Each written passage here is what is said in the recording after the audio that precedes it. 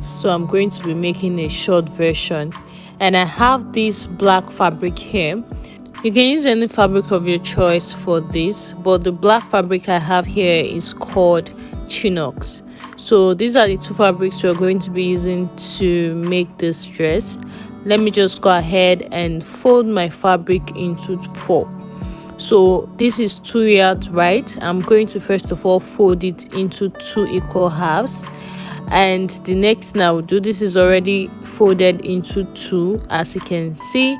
So I will just turn it over to the wrong side because I want to I want to draw on the fabric itself, so I need to turn it over to the wrong part of the fabric. First, I'm folding it into 2, and then I'll fold it again to make it a 4 fold. So guys, I'm folding it again now for it to be a fold into 4, as you can see.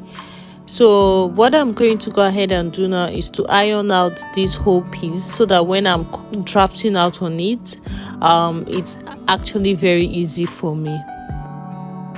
So guys, you can see here what I have here is 4. So this means we're cutting the front and the back together. So the center front is going to be the part that doesn't have any opening, which is the part that is actually closest to me right now. So the part that doesn't have any opening should be the center of both the front and the back. So first thing I've done now is to draw a straight line across the top to serve as my shoulder line, and I'm coming in by 3 inches for my neck width, and I came down by 1.5 inch for my neck depth. Now I will just use the same neckline for both the front and the back for now, and I'll be drafting out the front neckline later, but now we'll just use the back neckline for both front and back. Now from the center of my fabric here on the shoulder line, I'm going to go in by half of my shoulder measurement, and from this shoulder measurement that I got, I'm just going to determine how long I want the sleeve to be. But since I don't have enough fabric to work with here, I'm just going to take it all the way to the end of where this fabric ends. So this is just like adding your sleeve, but it's just that this sleeve is actually going to be part of the dress. I did no vex for me.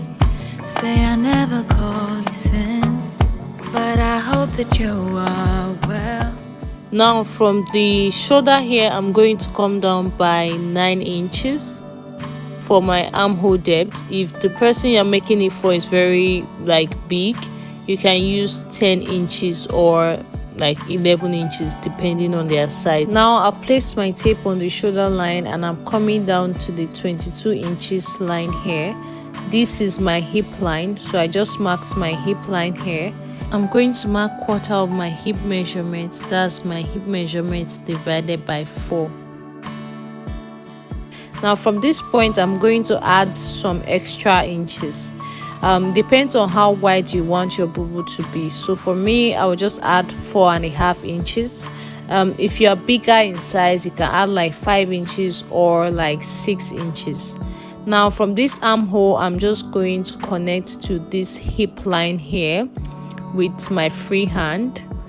And now from the shoulder again, I'll go ahead and measure all the way to how long I want this dress to be. Now because I don't have enough fabric to work with, I'm making a short version. If you want to make a long version, you will need to have more fabric. So I will just mark where I want my dress to be right here, and I'm going to use my ruler to just draw a straight line across.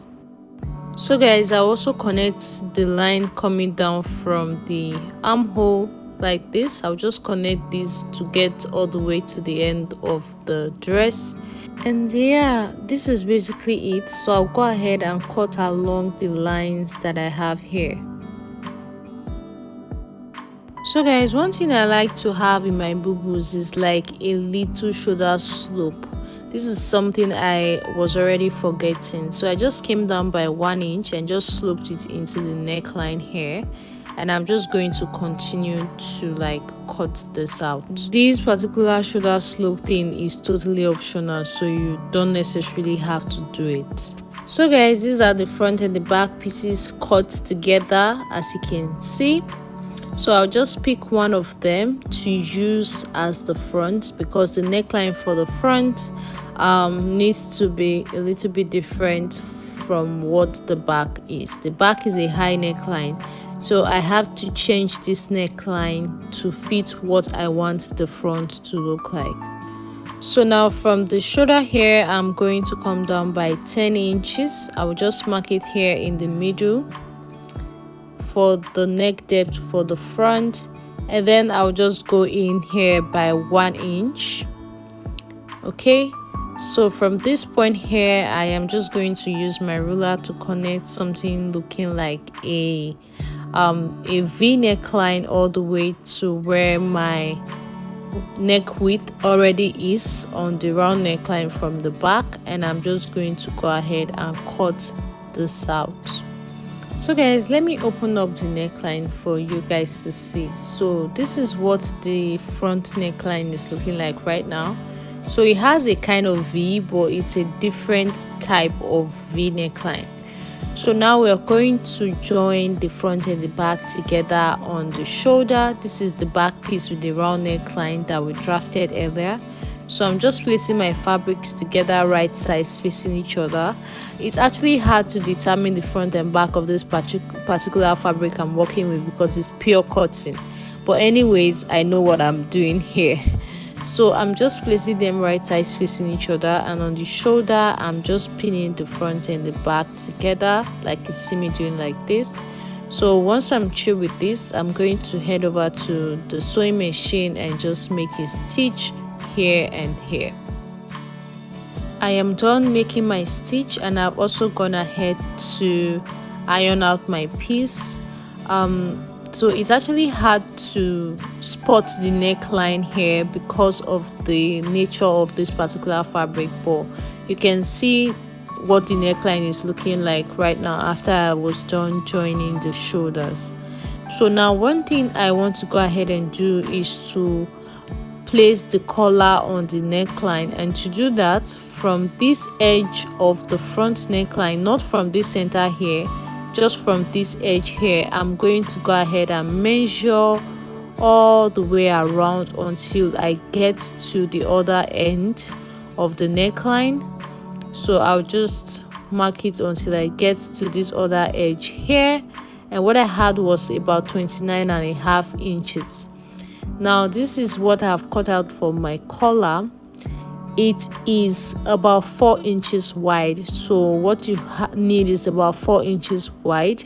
If you want yours to be wider, you can add a little bit more, but what I have here is 4 inches. And on this side I have something that is more than 29 inches, because what I need for this particular neck is 29 inches. That was what I measured just now. So what I'm going to go ahead and do now is to place this piece here. You see I already ironed it folded, so I'm going to place it on this part of the neckline here, just like you see me doing it like this. I don't know what to call this, but I'll just call it the end. And I'm just going to go ahead and pin this all the way around the neckline until I get to the other end as well. So when I get there, if there's any excess on the neckline from the collar, I'm just going to go ahead and cut it off.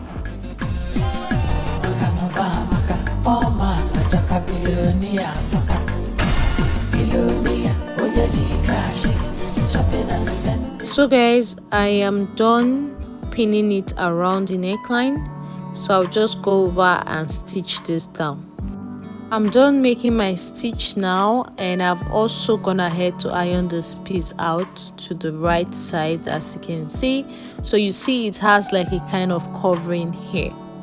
I also went ahead to cut out this piece. Now the dimension for this particular piece is 10 inches here, 10 inches here, 10 inches here, and 10 inches here. So basically this is a square piece with 10 inches.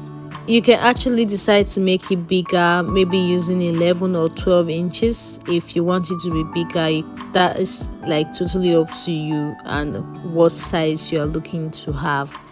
Now, one thing I want to do is to have like a design on the side. You can decide to have it plain like this, or you can decide to like cut off some part, which is what I'm doing here. I'm just taking in about 3 inches from this edge, and I'm just going to cut it out so you can see what I did here. Now I'm going to be placing this on the neckline, so you can decide to place it in the middle like this. Now this is another place where you can play with it. You can place it like this, or you can push it towards the side. You can have it in the middle. You can turn it upside down. Whichever way you want to do it is totally up to you guys. So now one thing I want you to do to make it easier for me to stitch this on the sewing machine is I want to fold all the edges with about 1/2 inch and iron it out. So just to make sure the edges are secured, I am using hemi gum in between to just make sure that it doesn't move. If you do not have any hemi gum, just go ahead and iron out your piece just like you see me doing like this, just to make sure that when you're stitching it on the sewing machine, it's really easy for you. So I've ironed all the edges of my little piece because I really didn't want mine to be so wide. Okay, so I'm just going to place this in the middle here. I just folded this piece into two so that I'll get the middle and place it exactly in the middle.